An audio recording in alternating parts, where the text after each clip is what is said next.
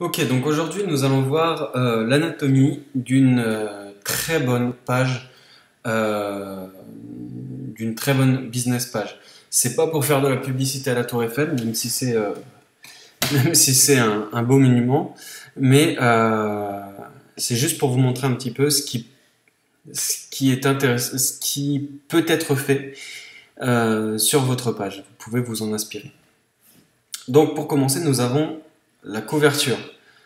Euh, Celle-ci est- voilà, c'est une très bonne couverture avec une photo, je pense, professionnelle. Euh, je pense que à la limite, ils auraient peut-être pu montrer la tour Eiffel en elle-même, mais bon, on la voit déjà ici, justement sur la photo de profil qui est avec la couverture. Les deux premières choses que l'on voit quand on arrive sur votre page, sur votre business page. Donc, il faut les choisir vraiment de manière euh, très fine, c'est-à-dire que vous, que vous devez avoir des, des photos qui représentent votre entreprise, qui font passer un message et pour faire en sorte que vos fans s'identifient à votre entreprise et à votre business page et par extension votre entreprise. Donc là, on voit de quoi il s'agit, que c'est un site historique. Nous avons une application. Ils ont créé une application, c'est pareil, c'est un développeur. Donc pour revenir, excusez-moi, mais pour revenir juste aux photos, aux deux photos, vous pouvez les faire par des professionnels sur Fiverr.com pour 5 dollars, donc un peu moins de 5 euros. Voilà. Donc, pour revenir ici, vous avez donc les j'aime, la possibilité d'envoyer un message au community manager de la Tour Eiffel. Et ils ont mis en place une réservation, enfin une application qu'un développeur peut vous faire aisément, qui vous envoie, quand vous cliquez dessus, qui vous envoie directement un système de réservation, donc sur le site de la Tour Eiffel. Ces applications sont intéressantes puisqu'elles vous permettent comment dirais-je, d'amener vos fans à entreprendre une action. En l'occurrence ici, de choisir une réservation pour visiter la Tour Eiffel. Ensuite, nous avons le nombre de personnes qui aiment la page, 1,5 million. Donc après, plus vous avez de personnes qui aiment votre page, plus vous avez de crédibilité, ça va de soi. Mais il ne faut pas vous arrêter ici pour l'instant. Peut-être vous avez 6 personnes qui aiment votre page et c'est un bon début. Mais il ne faut pas vous arrêter à ça, ça va venir petit à petit et c'est le but de ce cours. Ici, on a ce qu'on appelle le timeline, c'est-à-dire toutes les publications de l'équipe de la Tour Eiffel. Voilà, hein, ils postent à peu près, on voit 12 février, 16 février. À 16 février, ils ont changé la photo de, de couverture. Le 20 mars, après, donc il y en a deux le 20 mars, 21. Ça dépend en fait, voilà, il n'y a pas de. Il n'y a pas de. On y reviendra plus tard, mais il n'y a pas de, de plan défini. Vous ne devez pas obligatoirement poster une publication tous les jours ou 2 fois par jour, surtout sur Facebook. C'est assez. Voilà, 9 avril, 10 avril. Voilà, c'est quand vous avez quelque chose à dire, mais on en reviendra. On y reviendra, pardon. Donc là, on voit qu'ils ont fait un truc très malin, c'est qu'ils ont marqué création 1887. Voilà, ils ont post-daté l'article, ce qui est très intéressant.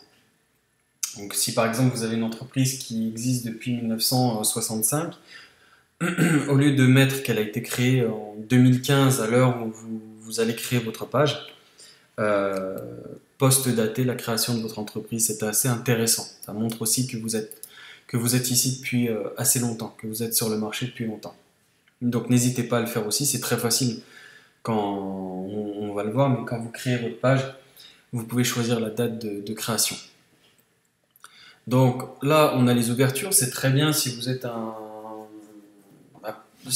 une entreprise qui accueille du public, C'est très intéressant de poster ces horaires. On a aussi les avis, donc ça c'est les avis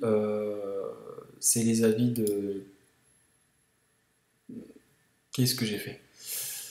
Voilà, c'est les avis des personnes qui ont visité la Tour Eiffel et qui laissent un avis.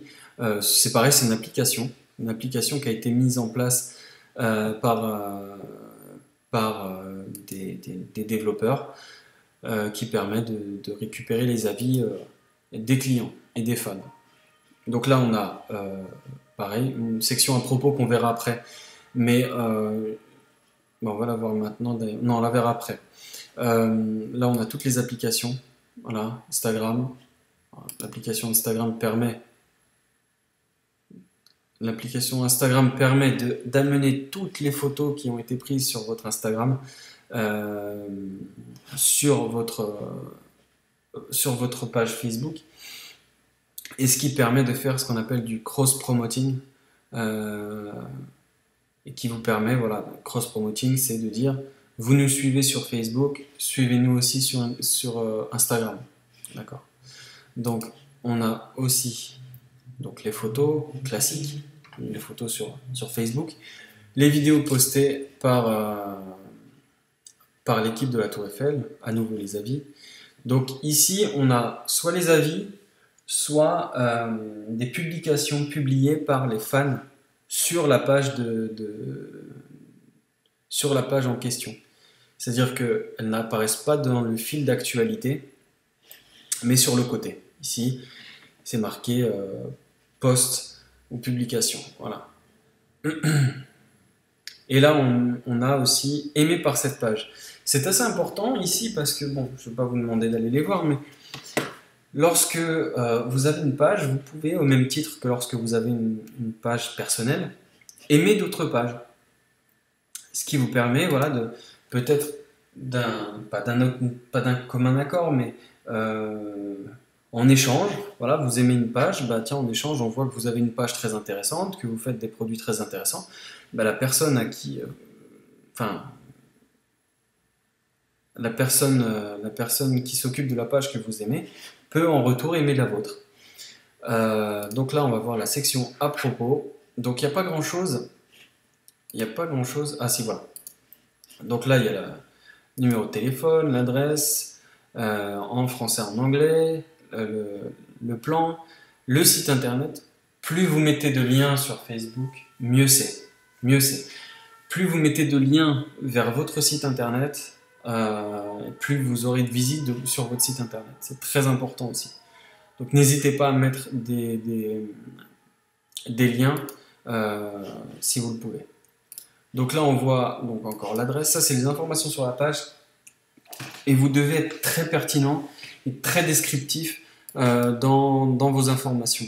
Donc création, les horaires, une brève description qui est très très brève là pour le coup, mais vous pouvez faire un tout petit peu plus long, et une plus longue description où là vous expliquez vos produits. Vous dites voilà, on fait ça, on est dans le business depuis 20 ans, on fait ça, voici nos produits, et un lien pour chaque produit. C'est possible de le faire, comme là, on a l'App Store, Google Play, qui vous envoie vers les applications développées par les équipes de la Tour Eiffel. Mais vous pouvez aisément imaginer que vous pouvez y poster un lien vers vos différents produits, sur la description de vos produits. Imaginons vous êtes un magasin en ligne, vous avez un magasin en ligne, pardon, et vous mettez un lien vers votre produit phare, ici, un autre produit, comme ça, etc., etc. Et ça crée des liens et ça amène du trafic direct. Donc là, on a les transports en commun, on a le téléphone, site web, voilà. On peut marquer énormément de choses sur les informations de la page, sur la page à propos. Et il ne faut pas s'en priver, et surtout, il ne faut pas se priver de mettre des liens si vous avez un site internet. Donc là, on a à nouveau les applications. Donc voilà, nous avons fait un petit peu le tour de ce à quoi ressemble une très bonne business page. Mais vous inquiétez pas, on va apprendre à faire notre très bonne business page à nous. À bientôt.